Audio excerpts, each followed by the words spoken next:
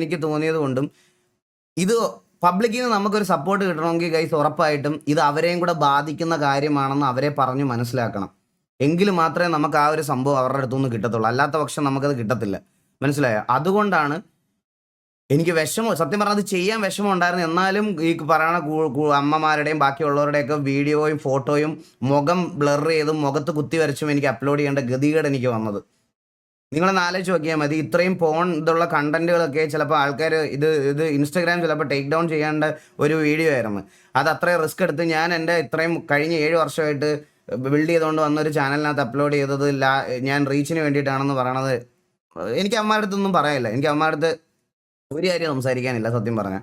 പക്ഷേ അതിനകത്ത് വന്ന കമൻറ്റ് സെക്ഷനിൽ ഓരോരുത്തരുടെയും ഫീഡ്ബാക്ക് അതാണ് എന്നെ ഏറ്റവും കൂടുതൽ മോട്ടിവേറ്റ് ചെയ്തൊരു കാര്യം. സത്യം പറയാമല്ലോ, അതിനകത്തുനിന്ന് വന്ന ഫീഡ്ബാക്ക്, കുറേ ടീച്ചർമാർ എനിക്ക് മെസ്സേജ് അയച്ച്, കുറേ അമ്മമാരെനിക്ക് മെസ്സേജ് അയച്ച്, കുറേ ആൾക്കാർ എനിക്ക് മെസ്സേജ് അയച്ച്, മോനെ ഇങ്ങനൊരു ഇഷ്യൂ ഉണ്ടെന്ന് ഞങ്ങളെ അറിയിച്ചതിന് നന്ദി എന്ന് പറഞ്ഞ് കുറേ പേര് എനിക്ക് മെസ്സേജ് അയച്ചിട്ടുണ്ടായിരുന്നു. ഒരുപാട് പേര്. അതെനിക്കൊരു വലിയൊരു കാര്യമായിട്ട് തന്നെ എനിക്ക് തോന്നിയത്, പറയാതിരിക്കാൻ വയ്യ. പിന്നെ ഈ 2 വീഡിയോസ് ഇടുന്നതിന് മുമ്പ് ഞാനൊരു പാട്ട് അപ്ലോഡ് ചെയ്തിട്ടുണ്ടായിരുന്നു. ആ പാട്ടിന് എനിക്ക് 1.5 മില്യൺ വ്യൂസ് ഉണ്ട്. അത്രയൊക്കെ മതി, തൽക്കാലം അത്രയൊക്കെ വ്യൂസ് മതി. ആ വ്യൂസ് കൊണ്ടൊക്കെ ഇത്രയും നാൾ ജീവിച്ചില്ല, അതൊക്കെ മതി. അതിൻ്റെ അപ്പുറത്തോട്ട് വ്യൂസ് കൗണ്ട് കൂട്ടാൻ ഞാൻ അങ്ങനെ ഒരു സാധനം ചെയ്തതല്ല ഗൈസ്. ആൻഡ് നിങ്ങളൊന്ന് ആലോചിച്ച് നോക്കണം, 2-2.5 വർഷമായിട്ട് എൻ്റെ വൈഫ് പ്രഗ്നൻസി ആയിട്ടിരിക്കുന്ന സമയത്ത് പോലും ഇവന്മാർ, നിങ്ങൾക്ക് അറിയുമോയെന്ന് എനിക്ക് അറിഞ്ഞുകൂടാ, ഇതൊക്കെ ഇപ്പോൾ പറയണമെന്ന് തോന്നി. അതായത് എൻ്റെ വൈഫിൻ്റെ ഒരു പ്രഗ്നൻ്റ് ആയിട്ടിരിക്കുന്ന സമയത്ത് ഞാൻ ബാബുവിനെ കൊണ്ടൊരു ഗിഫ്റ്റ് കൊടുപ്പിച്ചായിരുന്നു. ആ ഗിഫ്റ്റിനകത്ത് അവളെ വീട്ടിൽ അത് ഭയങ്കര അൺഎക്സ്പെക്റ്റഡ് ആയിട്ട് കൊടുത്തൊരു സാധനം. അവൾക്ക് അറിഞ്ഞുകൂടാ, മനസ്സിലായോ? അവൾക്ക് അങ്ങനെ ആൾ വരുന്നുണ്ടെന്ന് തോന്നും. അപ്പോൾ അവൾ വീട്ടിൽ നിൽക്കുന്ന ഡ്രസ്സിലാണ് നിൽക്കുന്നത്. എൻ്റെ കുഞ്ഞിനെ വയറ്റിലിട്ടുകൊണ്ടിരിക്കുന്ന ആ ഫോട്ടോ വരെ ഈ ടെലഗ്രാം ഗ്രൂപ്പിനകത്ത് ഇട്ടിട്ട് അവളുടെ അത് കണ്ടോടാ ഇത് കണ്ടോടാ എന്ന് പറഞ്ഞ് എൻജോയ് ചെയ്തവന്മാരുണ്ട്. മനസ്സിലായ? ഇതൊക്കെ ഒരു പെർട്ടിക്കുലർ ടൈമിൽ ഞാൻ അന്നേരം ഇതൊക്കെ നമ്മൾ അഡ്രസ്സ് ചെയ്യുമ്പോൾ ഓരോരുത്തർ പറയും, നീ വീഡിയോ ഇട്ടിട്ടല്ലേടാ, അല്ലെ അവർ വീഡിയോ ഇട്ടിട്ടല്ലേടാ എന്ന് പറയണ ഇതുണ്ട്. ഇതെല്ലാം ടെലഗ്രാം ഗ്രൂപ്പിൽ ഇപ്പോഴും ഉണ്ട്. ഇപ്പോഴത്തെ ഗ്രൂപ്പിലും ഉണ്ട് ഇതൊക്കെ. ഇത് ഒരാളും 2 ആളും ഒന്നുമല്ല, ഇതുപോലെ ഒരുപാട് പേരുണ്ട്. പിന്നെ ഞാൻ നിങ്ങളുടെ അടുത്തെല്ലാം പറയാൻ പോണ ഒരു ഏറ്റവും വലിയൊരു കാര്യം ഞാൻ നിങ്ങളുടെ അടുത്ത് ഇപ്പോഴും പറഞ്ഞുതരാം. ഇത് അക്ഷരം തെറ്റാതെ വന്നിരിക്കും. ഞാൻ നിങ്ങളുടെ അടുത്ത് ഇപ്പോഴും പറയാം. എല്ലാവരും ഇനി അടുത്തത് പറയാൻ പോകണമെന്ന് അറിയാമോ?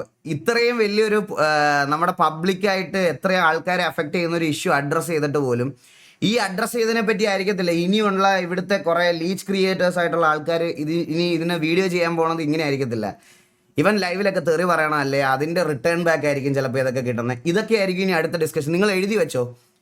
നമ്മളൊരു കാര്യം അഡ്രസ്സ് ചെയ്തതിനെ പറ്റി ആയിരിക്കത്തില്ല സംസാരിക്കുന്നത്. ഇവൻ തെറി പറഞ്ഞത് ഇവൻ്റെ തെറി ഉള്ളത് കൊണ്ടാണ്, അതുകൊണ്ടാണ്, ഇതുകൊണ്ടാണ് എന്ന് പറഞ്ഞിട്ട് പുതിയ കുറേ എണ്ണം വരും. ഇപ്പം തന്നെ കുറേ എണ്ണത്തിന് ഞാൻ കാണുന്നുണ്ട്, ഇപ്പം തന്നെ വരും. ഗൈസ്, ഞാനിവിടെ ആരെയും ഡെയിലി ലൈവിനകത്ത് വന്നിരുന്ന് നേരെ വന്ന് തള്ളക്കി വിളിക്കുകയും തന്തയ്ക്ക് വിളിക്കുകയും ഒന്നും ചെയ്യുന്ന ഒരാളല്ല. ഞാൻ ട്രിഗർ മൂമെൻറ്റിൽ ഞാൻ വിളിച്ചിട്ടുണ്ട് പലവട്ടം. എൻ്റെ കയ്യിൽ നിന്ന് പോയിട്ടുള്ള മൂമെൻ്റ് ഉണ്ട്, അതൊന്നും ഇല്ലെന്ന് പറയാനില്ല, അതൊക്കെ ശരിയാണ്. പക്ഷേ ഇങ്ങനൊരു കാര്യം അഡ്രസ്സ് ചെയ്യുമ്പോൾ അതിനെ കൗണ്ടർ ചെയ്യാൻ ഇതാണോ യൂസ് ചെയ്യണത്? എൻ്റെ ചോദ്യം അതാ. ഇതിനെ കൗണ്ടർ ചെയ്യാൻ വേണ്ടിയിട്ട് അത് യൂസ് ചെയ്യാന്ന് പറയണത് അതിനൊന്നും പറയാനില്ല. ഇതൊക്കെ സ്വന്തമായിട്ട് അനുഭവിക്കുമ്പോഴേ ഇതിൻ്റെയൊക്കെ വിഷമവും ഇതിൻ്റെയൊക്കെ ഇൻറ്റൻസിറ്റിയും മനസ്സിലാവത്തുള്ളൂ.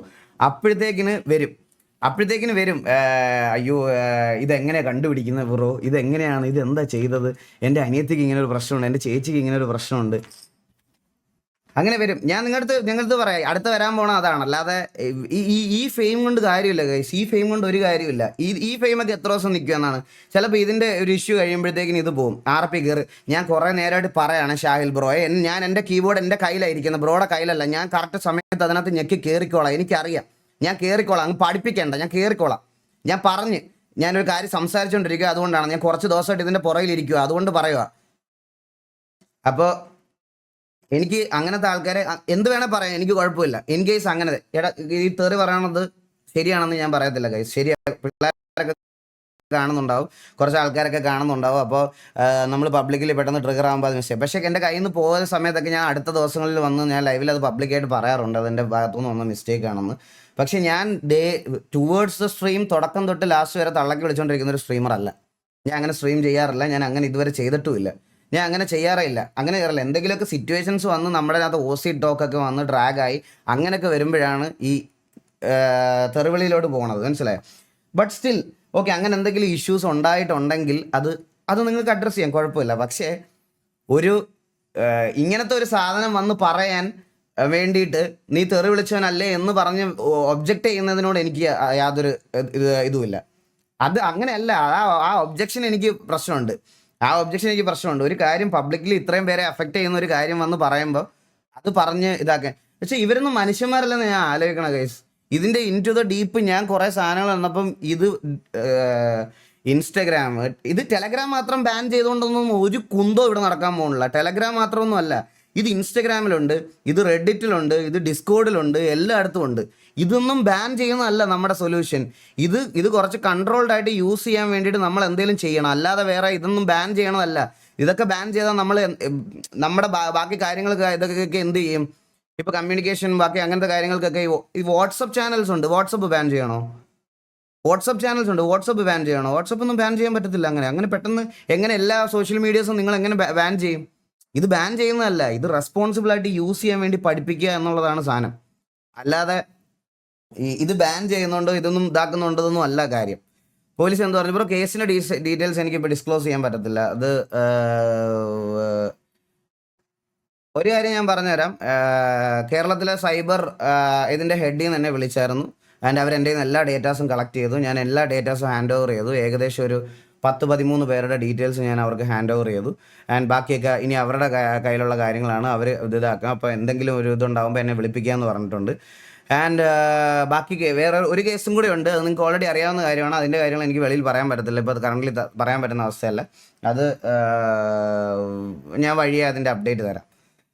സോ എനിക്ക് ഇപ്പോൾ കറൻ്റ്ലി ബാക്കിയുള്ള ഇങ്ങനത്തെ കാര്യങ്ങളിലുള്ള ആൾക്കാരുടെ അടുത്ത് ഇങ്ങനത്തെ കോണ്ടന്റ് ക്രിയേറ്റ് ചെയ്ത് തരുന്ന ആൾക്കാരുടെ അടുത്ത് മറുപടി പറയാൻ താല്പര്യമില്ല.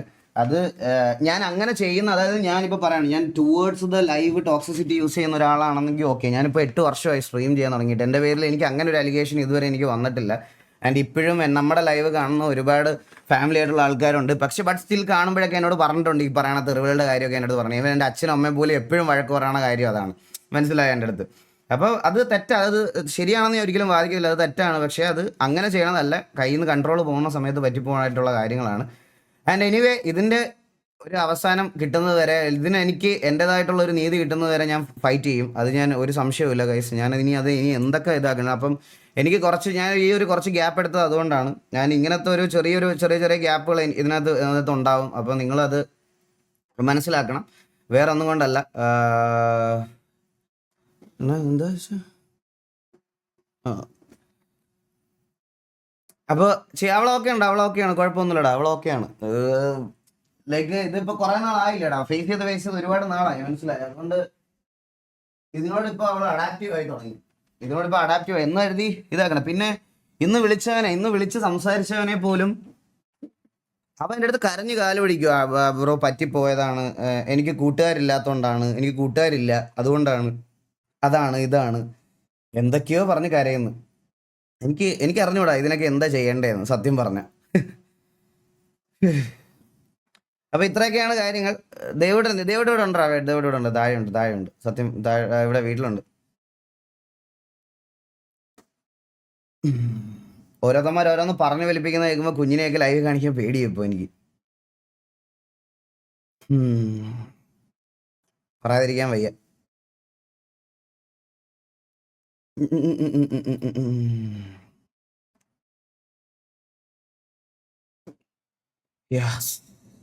എനിവേ അത്രേ ഉള്ളൂ. ഇത്രയൊക്കെ കാര്യങ്ങൾ പറയണമെന്നുണ്ടായിരുന്നു. ബാക്കിയൊക്കെ ഇനി അവരുടെ സൈഡിൽ നിന്ന് എന്തെങ്കിലുമൊക്കെ ഫീഡ്ബാക്കും കാര്യങ്ങളൊക്കെ വന്നതിന് ശേഷം നമുക്ക്